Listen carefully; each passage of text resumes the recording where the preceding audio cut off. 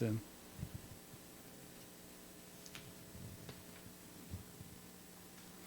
레위기 13장 18절에서 39절 말씀 제가 봉독해 드리겠습니다. 레위기 13장 18절에서 39절입니다.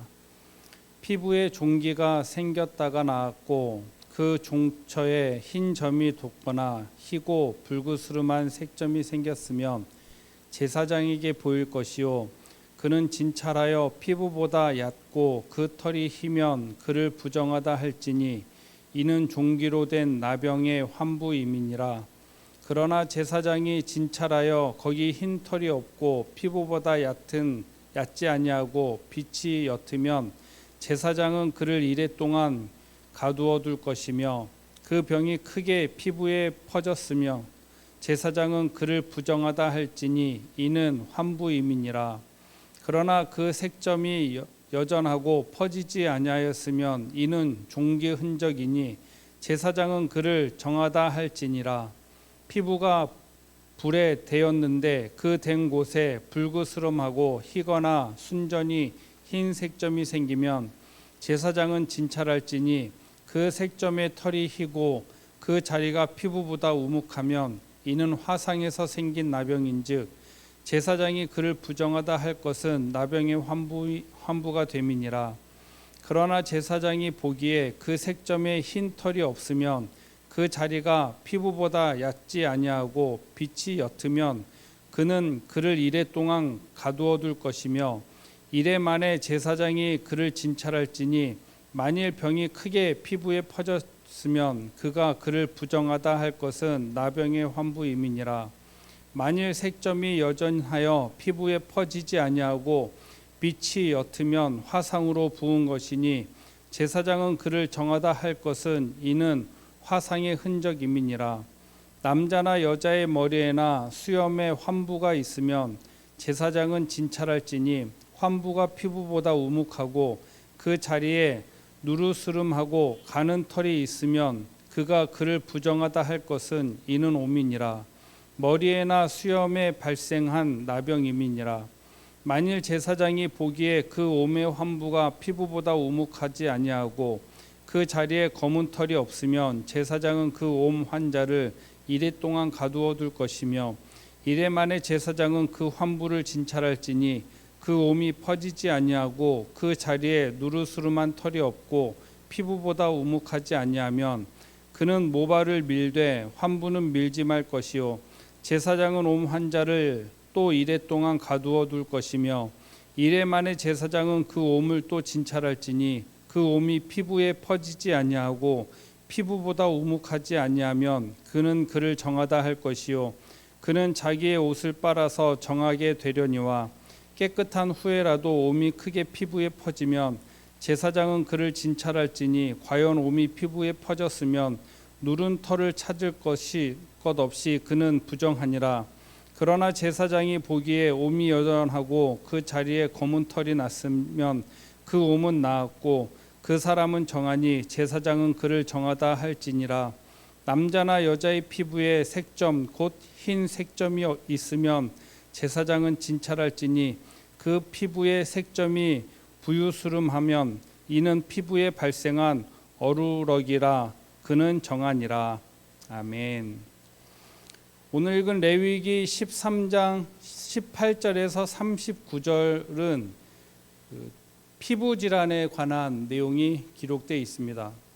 18절에서 39절은 총 3가지의 그 피부 질환에 대해서 설명하고 있는데 첫 번째는 18절에서 23절은 종기가 났던 그 환부에 이상이 생겼을 때 어떻게 해야 되는지, 그리고 24절에서 38절은 화상을 입은 피부에 이상이 발생했을 때, 그리고 29절에서 39절은 환부의 이상 증세가 나타났을 때 어떻게 하라라고 오늘 본문에서 하나님께서 이스라엘에게 그리고 제사장에게 말씀하시는 내용이 오늘 본문의 말씀인 것이지요. 오늘 본문은 피부병에 대한, 집중적으로 피부병에 대해서 얘기하고 있는데, 만약에 피부 질환이 발생하고 그 증세가 나타나면 어떻게 해야 되느냐? 제사장에게 와서 보이고, 그리고 제사장은 오늘 본문의 레위기 13장에 나와 있는 이 매뉴얼대로 보고, 그리고 제사장은 판단을 하고 그리고 결정을 내리고 그 환자를 격리하라라고 얘기하고 있습니다. 첫 번째는 7일 동안 격리하고 그 증세가 어떻게 되는지 한번 살펴보고, 그리고 7일 후에 한 번 더 봤을 때 그것이 잘 분별이 안 되면 다시 한번 7일을 또 격리하는 방법으로 오늘 본문이 그렇게 진찰되고 있다는 것이죠. 7일 격리 후에 제사장은 이것에 대해서 결정을 내려야 되는 상황에 발생하게 됩니다. 여기 본문에서 자주 나오는 단어, 이게 나병의 환부임이라, 이 나병은 우리가 생각하는 한센스병이 아니고요. 그 영어 성경이 표현에는 전염성 피부병이에요. 그리고 새 번역 성경에서는 악성 피부병이라고 표현하고 있습니다. 그러니까 레위기 13장에 있는 나병이다라는 것은 그렇게 이해하시면 돼요. 악성 피부병, 전염성이 강한 피부병, 이거 그렇게 이해하시면 됩니다. 피부 질환이 생겼을 때 제사장은 그것을 보고 격리하라고 얘기하고 있는데, 그 이유는 이때 마땅한 치료법이 없었기 때문에 그래요. 치료약이 없었기 때문에 그렇습니다. 그러니까 피부 질환이 생겼을 때 하는 거, 악성 피부병인지 이것이 감염성인 피부병인지 이것은 7일 동안 격리하면서 그것을 보는 거예요. 그래서 7일 동안 자연적으로 회복되고 있는지 치료되고 있는지 그것을 살펴보는 것이죠. 그것을 이 제사장에게 하나님께서 이것을 명령하신 것은 공동체의 건강과 보건의 문제 때문에 그래요. 특별한 치료제가 없을 때 이 악성 피부병으로 인해서 전염성 피부병으로 인해서 공동체가 어려움에 겪을 수 있기 때문에 할 수 있는 거 격리하는 방법밖에 없어요. 우리가 경험하고 있지 않습니까?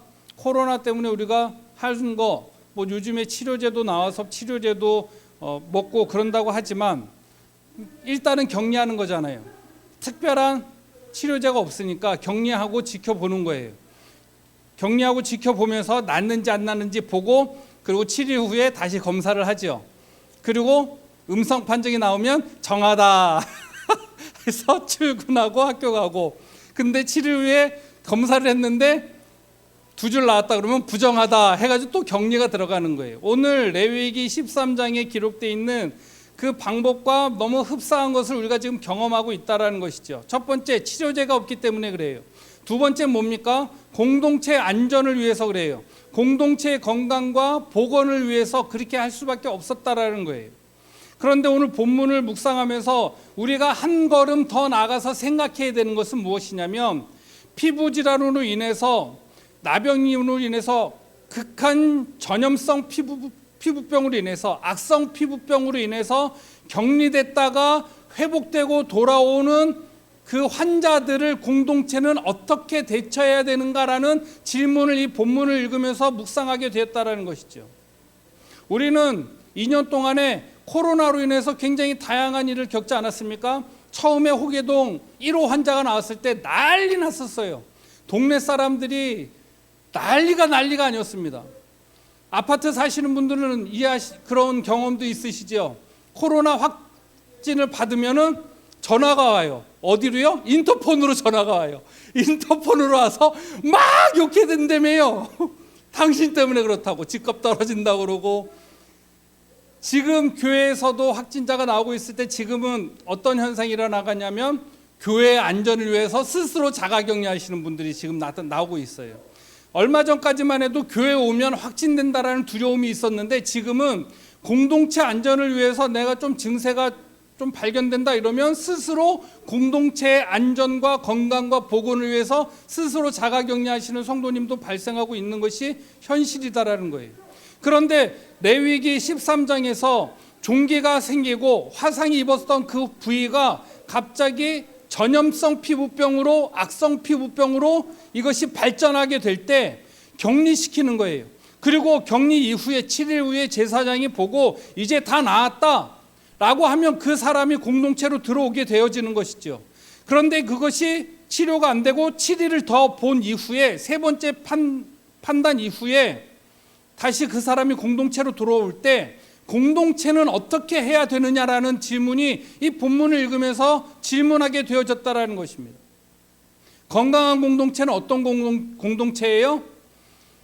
피부병으로 인해서 나비병으로 인해서 7일 또는 14일 격리 후에 돌아올 때 그를 보듬어주고 격려해주고 받아줄 수 있는, 색안경을 끼고 차별하지 않고 동일하게 보듬어줄 수 있는 공동체가 건강한 공동체 아니겠습니까? 그것이 오늘 본문을 통해서 던져지는 질문이고 저의 개인적인 적용이고 함께 고민하기 원하는 메시지예요. 우리는 이 본문을 통해서 제사장에게 하나님께서 이 말씀을 통해서 신속하게 신중하게 판단하고 신속하게 결정하기 위한 매뉴얼을 주셨어요. 종기가 생겼을 때 증세가 이렇게 발전하면 그럼 바로 격리시켜라. 신중하게 보고 신속하게 판단해라. 왜냐하면 공동체를 위해서. 그것이 오늘 본문의 말씀이라고 한다면 우리는 이 본문을 접하면서 이 새벽에 코로나 시국을 겪고 있는 우리에게 또 다른 질문을 던져야 돼요. 그런 이유로 인해서 아픔 겪었던 우리 지체들과 형제들과 이웃들을 그들이 돌아올 때 우리는 어떻게 받아줘야 되는지, 나는 어떻게 그들을 보듬어주고 격려하고 받아줘야 되는지 라는 질문을 우리는 던져야 된다는 것이죠. 요즘에 학생들도 그렇고 사회 MBTI 이것이 열풍 아닙니까? 열풍이에요. MBTI는 뭐냐면 자기의 성향을 이렇게 한번 확인해 보는 거예요.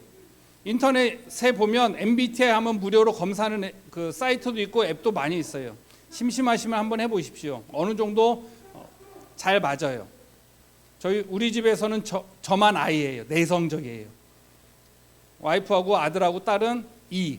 밖에 나가서 에너지를 얻고 저는 집에 와야지 에너지를 얻는 성향이에요. 그거를 보면서 이런 생각을 하게 된 거예요. 뭐냐면 사람 성향도 열이면 열, 백이면 백 다 다르다라는 거죠. 다 다른데 다 다르기 때문에 획일적으로 사람을 받아들이고 격려할 수 있는 방법도 다 다를 수밖에 없다라는 거예요. 즉 건강한 공동체는 우리가 100명이든 200명이든 300명이든 그 다양한 모습을 가지고 있는 공동체에서 그 사람들이 밖으로 나갔던 이웃들이, 우리 공동체의 성도들이 회복되고 돌아올 때, 그리고 때로는 자기중심적으로 살고 하나님 없이 살았던 삶의 모습을 가지고 있었던 이웃들이 다시 하나님 앞으로 돌아올 때, 공동체로 돌아올 때 우리는 그들을 어떻게 보듬어주고 받아들여야 되느냐라는 것을 우리는 고민해야 될 때가 됐다라는 것입니다. 왜냐하면 코로나 시국은 언젠가는 종식은 안 된다고 학자들이 얘기하지만 어느 때는 이것이 생활처럼 우리가 보편적으로 인식될 때가 올 거라는 거예요. 그럼 우리는 그때를 위해서 무엇을 어떻게 준비해야 되는지라는 고민을 해야 될 때입니다. 첫 번째, 공동체에서 나갔던 사람들이 다시 돌아올 때, 질병으로 인하여서 밖으로 나갔다가 회복되고 돌아올 때, 그것도 전염병, 때로는 아니면 조금 좋지 않은 일로 인해서 그들이 공동체로 다시 돌아올 때 우리는 어떻게 대처해야 되느냐. 하나님의 사랑으로 그들을 보듬을 수 있는 거, 하나님 사랑 가운데 성령이 충만한 방법밖에 없어요. 제가 최근에 고민하는 질문 중에 하나가 또 이것이 있습니다. 하나님께서 내 이웃을 내 몸과 같이 사랑하라고 말씀하셨잖아요. 그런데 스스로 질문 던지는 게 뭐냐면 이웃을 사랑하는 방법을 모르겠는 거예요. 학생들 사랑합니다. 그럼 사랑하는 방법은 밥 사주면 사랑하는 것 같아요. 제 딸에게도 가끔 그렇게 해요. 민서야, 내가 너에게 해줄 수 있는 최대 배려는 먹고 싶은 거 사주는 것밖에 없다. 엄마는 별로 안 좋아하겠지만 엄마 몰래 내가 널 사줄게. 나는 그렇게 얘기를 해요. 방법을 모르겠는 거예요. 이웃을 사랑하는 방법을 모르겠는 거예요. 미운 사람을 사랑하는 방법을 모르겠는 거예요. 그게 저에게 있어서 최근에 굉장히 큰 고민이었거든요. 공동체를 떠났던 사람들이 다시 교회로 돌아올 때, 질병으로 인해서 공동체를 잠시 멀리했다 다시 돌아오는 그분들을 위해서 사랑하는 방법. 그런데 그 말씀을 묵상하면서 한 가지 답을 찾았습니다. 뭐냐면 내 이웃을 뭐와 같이? 내 몸과 같이. 그러면 사랑하는 방법, 내 몸을 사랑하는 방법을 알면 내 이웃을 사랑할 수도 있겠구나라는 답을 본문에서 성경을 통해서 발견하게 되어집니다. 여러분, 나 자신을 사랑하십니까? 내 자신을 사랑하는 방법, 하나님이 나를 사랑하시는 그 사랑을 경험하고 확인하면 내 자신을 사랑할 수가 있어요. 즉, 내 이웃을 사랑하고 공동체 밖에 있던 성도들이나 이웃들이 공동체 안으로 들어올 때 그들을 사랑하고 보듬을 수 있는 방법, 하나님의 사랑을 경험할 때 그것이 가능해질 수 있다는 것이죠. 오늘 하루를 살아갈 때 그 하나님의 사랑이 충만하기를 소망합니다. 그래서 우리 마음이 넓어지고 넉넉해졌으면 좋겠습니다. 넉넉하고 넓어지지 않아도 괜찮아요. 내가 보듬을 수 있는 그 사람, 보듬을 수 있는 하나님의 은혜가 우리 가운데 충만하기를 소망합니다. 기도하겠습니다.